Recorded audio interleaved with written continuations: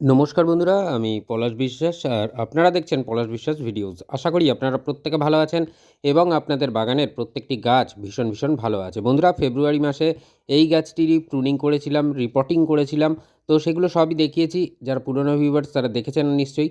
এই সময় জবা গাছের শিকড়ের কাটাই-ছাঁটাই, ডালপালার কাটাই-ছাঁটাই করে কিন্তু কচি ডাল আসা শুরু হয়ে গেছে এবং কুঁড়িও ধরছে বর্তমান অবস্থায় এই গাছটিতে। যে গাছটি এখন দেখছেন সেই গাছটিকেই মানে কাটাই-ছাঁটাই করে প্রুনিং করা হয়েছিল এবং রিপোর্টিং করে খাবার দিয়ে পুনরায় প্রতিস্থাপন করা হয়েছিল সেই একই টবে একই মাটি দিয়ে। তো দেখেছেন নিশ্চয়ই পুরনো ভিউয়ার্সরা। তো এরপরে যারা এখনও যারা রিপোর্টিং করেননি এখনও কিন্তু করে নেওয়ার সময় আছে। রিপোর্টিং করে নিন। জবা গাছ বছরে একবার অন্তত রিপোর্টিং করতেই হবে। করলে কিন্তু তবেই মানে টবে করতে গেলে তবেই কিন্তু গাছ ভালো হবে। তো দেখুন এখানে কুঁড়ি চলে এসেছে, কচি ডালপালা, সাথে এই কুঁড়িরও আগমন ঘটে গেছে। আর এর সাথে কিন্তু পাল্লা দিয়ে পোকামাকড়ের আক্রমণও ঘটবে। তাই অবশ্যই নিম অয়েল সপ্তাহে একবার করে স্প্রে করবেন গাছে। আর তার পাশাপাশি 10 দিনের ব্যবধানে যে কোনো কীটনাশক 2 ধরনের ঘুরিয়ে ফিরিয়ে আপনারা প্রয়োগ করবেন। তো দেখুন প্রত্যেকটা ডাল কাটিং করা হয়েছিল, হার্ড প্রুনিং করে দিয়েছিলাম। সেখান থেকে কিন্তু কচি অজস্র ডাল আসছে। প্রত্যেকটা গাঁট বা চোখ থেকে ফেটে কিন্তু ডাল বের হচ্ছে। তো এরপরে এই ডালগুলো দ্রুত বড় হবে এবং পুনরায় গাছটি ঝোপালো হয়ে যাবে। এবং কিভাবে এই গাছের পরিচর্যা করতে হবে এই সময় দাঁড়িয়ে এই যে খাবারটা দেওয়া দেখাবো, সেই খাবার যদি আপনারা আপনাদের লক্ষ্মী জবা গাছে দেন তাহলে দেখবেন আপনাদের গাছ দ্রুততার সাথে বৃদ্ধি পাচ্ছে এবং প্রচুর পরিমাণে কিন্তু ফুল আপনারা পাবেন এই লক্ষ্মী জবা গাছ থেকে। তো দেখুন এই হার্ড প্রুনিংয়ের পর সমস্ত ডাল জায়গাগুলো থেকে কিন্তু ছোট ডাল আসা শুরু হয়ে গেছে। তো যেটা করতে হবে, মার্চ মাসে আপনাকে আজকের যে খাবারটা দেওয়া দেখাবো সেই খাবারটা আপনারা দিয়ে দেবেন। দুর্দান্ত রেজাল্ট কিন্তু আপনারা পাবেন। যারা লক্ষ্মী জবা গাছ নতুন কিনে এনে বসাবেন তাদের জন্য একবার সয়েল মিডিয়াটা বলে দিই। যদি 6 ইঞ্চি গ্রো ব্যাগে থাকে আপনারা 8 ইঞ্চি টব সিলেক্ট করবেন। এটা মাথায় রেখে টবে গাছ বসাবেন। আগাছা পরিষ্কার করছি, মাটি খোঁচাবো কারণ খাবার দিতে হবে। আর যে খাবারটা দেওয়া দেখাবো সেটা দিলে ঝড়ের গতিতে লক্ষ্মী জবা গাছ বাড়বে এবং অজস্র পরিমাণে ফুল আপনি কিন্তু আপনার লক্ষ্মী জবা গাছ থেকে পেয়ে যাবেন। তো কি মাটি হবে সেটা এবার বলে দিই। টবে বাগান করতে গেলে বা টবে গাছ করতে গেলে একদম হালকা মাটি প্রয়োজন প্রত্যেকটা গাছের, যাতে জল একদম কোনোভাবেই মাটির মধ্যে না জমে থাকে, হোল্ড না হয়ে থাকে। সেই জন্য একদম উচ্চ জল নিকাশিযুক্ত মাটি আমরা কিন্তু তৈরি করব। আর জবা গাছ এমন মাটি পছন্দ করে যে জল না জমে থাকে কিন্তু মাটি যেন হালকা ময়েশ্চার থাকে, হালকা ভিজে ভাব থাকে মাটির মধ্যে। সেটাই কিন্তু মানে পছন্দ জবা গাছের। তো মাটি কি নেব, যে টব আমরা চয়ন করব সেই টবের মানে 40% অর্ধেকেরও কম আমরা মাটি নেব। আর সেই মাটির সমপরিমাণ নিয়ে নেব ভার্মি কম্পোস্ট বা 1 বছরের পুরনো গোবর সার, অথবা যাদের কাছে পাতা পচা সার আছে সেই সার, অর্থাৎ কম্পোস্ট নিতে হবে আমাকে মাটির সমানুপাতে। তো মাটি আর কম্পোস্ট মিলিয়ে আমরা কিন্তু একটা টবের 80% আমরা ভরে দেব। তো ফাঁকা যে মানে 20% পড়ে থাকবে সেটা বিল্ডিং কনস্ট্রাকশানে ব্যবহার করা হয় যে লাল মোটা দানার বালি বা কুচো যে ছোট পাথর হয়, একদম গুঁড়ি যে পাথরগুলো বের হয় মানে বালি চালার পর, সেই পাথর মিলিয়ে আমরা কিন্তু 20% করে নেব এবং ওটাকে বার 3-4 ধুয়ে নেব যাতে বালির মধ্যে যে নোনা অংশ ধুয়ে বেরিয়ে যায়। তো দেখুন মাটিটা খুঁড়ে নিলাম এবং খুঁড়ে নিয়ে একদম কিনারা ধরে এরকম রিং করে নিয়েছি, যেখানে কিনা এই খাবারটা দেবো আমরা মার্চ মাসে এবং প্রচুর পরিমাণে ফুল আমরা কিন্তু লক্ষ্মী জবা গাছ থেকে পাবো। তো 1 টেবিল চামচ করে রয়েছে হর্নমিল এবং বোনডাস্ট।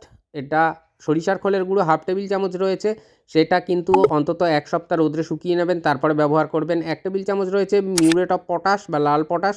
1/2 টেবিল চামচ রয়েছে নিম খোল। তো হাড় গুঁড়ো 1 টেবিল চামচ, শিংকুচি 1 টেবিল চামচ, সরিষার খোলের গুঁড়ো 1/2 টেবিল চামচ, লাল পটাশ 1 টেবিল চামচ। আর এটা যেটা সাদা রঙের দেখছেন এটা কিন্তু 1 চা চামচ নিতে হবে, এটা ক্যালসিয়াম নাইট্রেট। তো নিমখোল 1/2 টেবিল চামচ। এই কটা খাদ্য উপাদান আমাদের দিতে হবে লক্ষ্মী জবা গাছে। খুব ভালো করে প্রত্যেকটা খাবার মিশিয়ে নিতে হবে, প্রত্যেকটা খাদ্য উপাদান যাতে প্রত্যেকের সাথে মিশে যায় ভালো করে, বিশেষত ক্যালসিয়াম নাইট্রেটটা। ক্যালসিয়াম নাইট্রেট অবশ্যই গাছের পাতায়ও স্প্রে করা যায়, কিন্তু আপনারা এই সময় দাঁড়িয়ে যদি মাটিতে দেন খাবারটা সেটা আরও ভালো হবে। তো যাই হোক, সেটা আপনাদের চয়েস যে কোনটা করবেন, গাছের পাতায়ও স্প্রে করতে পারেন বা আপনারা টবের মিডিয়াতেও দিতে পারেন। যদি গাছের পাতায় স্প্রে করেন তাহলে 2 থেকে 2 গ্রামের মতন নেবেন 1 লিটার জলে, নিয়ে আপনার গাছের পাতায় স্প্রে করে দেবেন। যেহেতু গাছে এখন রিপোর্টিংয়ের পর সেইভাবে পাতার সংখ্যা নেই, সেই জন্য আমি কিন্তু মাটির সাথে মিশিয়ে নিয়েছি। আর মাটির সাথে মিশিয়েই এই সময় খাবারটা দেওয়াটা বেশি উপকারী এবং বেশি প্রয়োজনীয়। কারণ শিকড় এই সময় দ্রুততার সাথে বৃদ্ধি পাচ্ছে, আর শিকড় বৃদ্ধি পেলে এই সমস্ত খাবারগুলো, এই গাছের ফিডার রুটগুলো কিন্তু দুর্দান্তভাবে সংগ্রহ করে নেবে।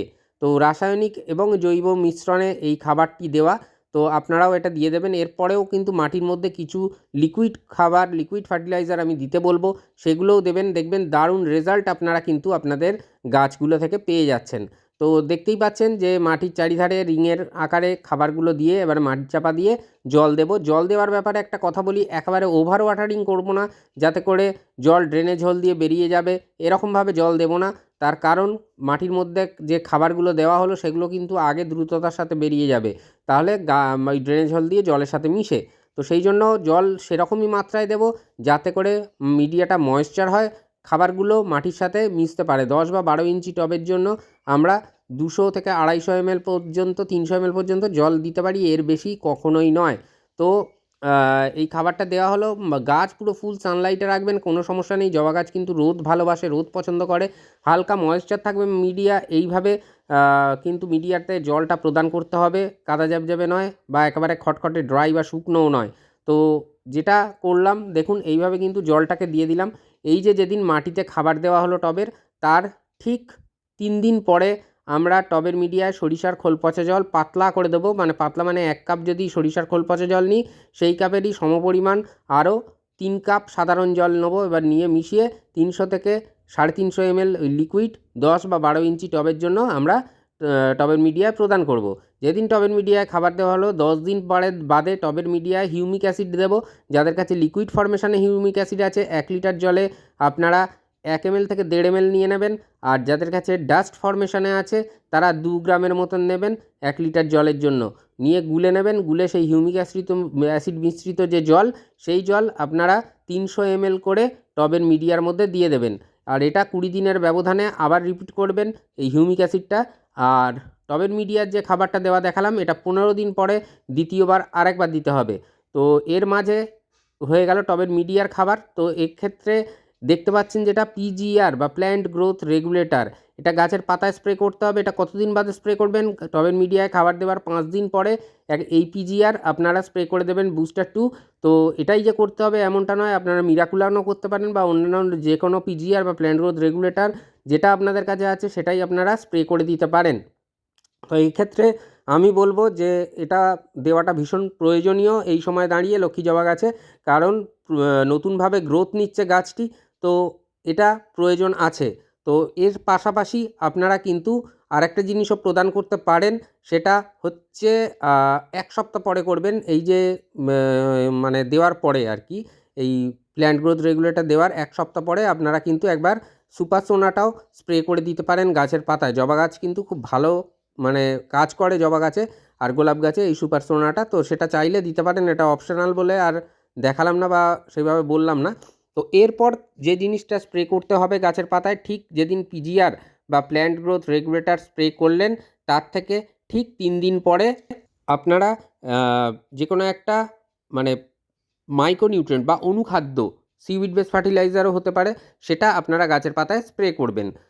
আমি বায়োভিটা-এক্স দেখাচ্ছি মানে এটাই দিতে হবে এমনটা নয়। আপনারা all in gold super, Sagarika ইত্যাদি ইত্যাদি যে সমস্ত আছে, অ্যাগ্রোমিন গোল্ড, অ্যাগ্রোমিন ম্যাক্স, এরকম কিন্তু প্রচুর অনুখাদ্য বা মাইক্রোনিউট্রিয়েন্ট পাওয়া যায়। যে কোনো একটা আপনারা নিয়ে গাছের পাতায় স্প্রে করে দেবেন, ব্যাস। তাহলেই দেখবেন যে এই যে কুঁড়ি ঝরে যাওয়া, কুঁড়ি পাতা হলুদ হয়ে যাওয়া, এই সব কোনো কিছুই থাকবে না। ঠিক এই রকম গাছের পাতা চকচকে সবুজ থাকবে, আর অজস্র পরিমাণে ফুল কিন্তু আপনি আপনার লক্ষ্মী জবা গাছ থেকে পেতে থাকবেন। আর এই ফুল দেওয়া বন্ধ হবে না, পুরো গাছের ডাল কুঁড়িতে কুঁড়িতে ভরে থাকবে। এটা আমি বলে দিয়ে গেলাম, কথা দিয়ে গেলাম। আপনারা যদি এই পরিচর্যা করেন তাহলে নিজেরাই বুঝতে পারবেন। আর এর মাঝে আপনারা জবা গাছের পাতায় যেদিন এই মাইক্রোনিউট্রিয়েন্ট দিলেন, 2 দিন পরে, ঠিক তার 2 দিন পরে আপনারা গাছের পাতায় 13-0-45 এটা স্প্রে করে দেবেন। আর এই 13-0-45টাকে 10 দিনের ব্যবধানে স্প্রে করবেন। দারুণ রেজাল্ট আপনারা কিন্তু পেয়ে যাবেন আপনাদের এই জবা গাছ থেকে। গাছের গ্রোথ বলুন বা গাছের মধ্যে ফুলের সংখ্যা বলুন, সবটাই কিন্তু বৃদ্ধি পাবে এই পরিচর্যা যেটা দেখালাম সেটা যদি সঠিকভাবে মেনটেন করে করতে পারেন। তো আশা করি বুঝতে পারলেন কীভাবে লক্ষ্মী জবা গাছকে পুনরায় ফুলে ফুলে ভরিয়ে তুলতে হবে। আর এইভাবেই পরিচর্যা করুন। প্রতিদিন সন্ধ্যে 6টায় বাগান সংক্রান্ত ভিডিও দেখুন গাছের পরিচর্যা নিয়ে। মন থাক চিরসবুজ, পৃথিবী হোক সবুজময়। এই বলে আজকে এখানেই সমাপ্ত করছি। আবার আসছি আগামীকাল ঠিক সন্ধ্যে 6টায়। খুব ভালো থাকবেন বন্ধুরা সকলে, সুস্থ থাকবেন আর অবশ্যই দেখতে থাকবেন পলাশ বিশ্বাস ভিডিওস। মন থাক চিরসবুজ, পৃথিবী হোক সবুজময়। Happy gardening. নমস্কার বন্ধুরা।